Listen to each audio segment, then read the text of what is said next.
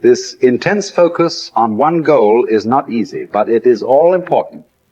Orison Swett Marden wrote, "The giants of the race have been men and women of concentration who have struck sledgehammer blows in one place until they have accomplished their purpose.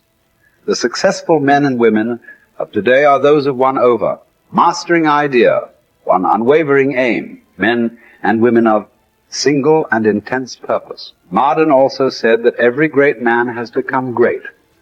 Every successful man has succeeded in proportion as he has confined his powers to one particular channel. Single-minded concentration in the direction of your dreams will intensify your desires and increase your emotional drive toward your goal. This intensity of concentration will activate the law of attraction and begin to attract people and opportunities into your life to help you to achieve your goal. The more you think about your goal, the more it will come to dominate and direct your life. The more you think about it, the more rapidly you will move toward it, and it will move toward you. You're already in pain. Get a reward for it. Like, you're already in pain. So at the end of the day, everything is already messed up. So why would you go through all that pain and not get something for it?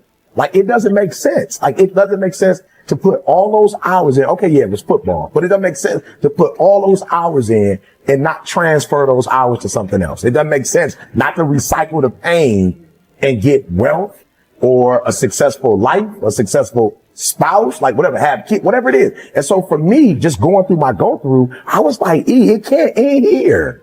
Like, bro, it can't end here. I worked too hard. I've read the books. I've gone to the conferences. I went to the classes. I got the degrees. Like, it can't end with just life is going to deal me this hand, and so I truly feel, and I don't want to, promote gambling, but I gambled, as a young adult to make money.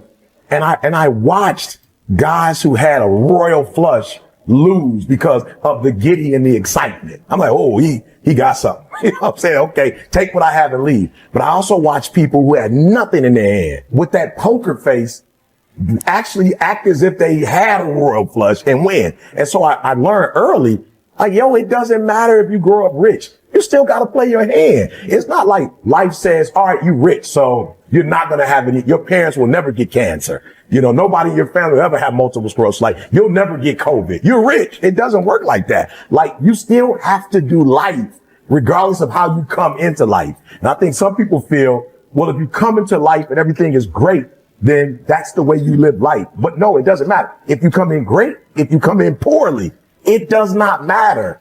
You have to do life. And if you're smart, you do life on your terms and you don't let life make you do it on its terms. Great men and women are those who absolutely believe that they are put on this earth to do something wonderful with their lives. They have a vision of something greater or better than their current circumstances. Personal greatness means having a sense of destiny and a conviction that your thoughts and your imagination are the only real limits to your possibilities. William James said, compared to what we ought to be, we are only half awake. We are making use of only a small part of our physical and mental resources. Stating the thing broadly, the human individual thus lives far within his limits. He possesses powers of various sorts, which he habitually fails to use. The founder of Success magazine, Orison Swett Marden, once said, there are powers inside of you, which, if you could discover and use, would make of you everything you ever dreamed or imagined you could become. In a 5-year study of leaders reported on in his book, Leaders, Warren Bennis discovered that each of them consciously avoided the comfort zone by continuously setting higher goals. They never allowed themselves to become complacent.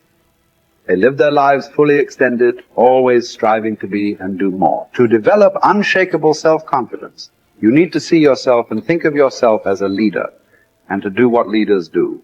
You need to stretch yourself toward the outermost boundaries of your potential. You need to set goals that draw out of you the very best that is in you. You need to work toward objectives that cause you to feel a sense of mastery and peak performance.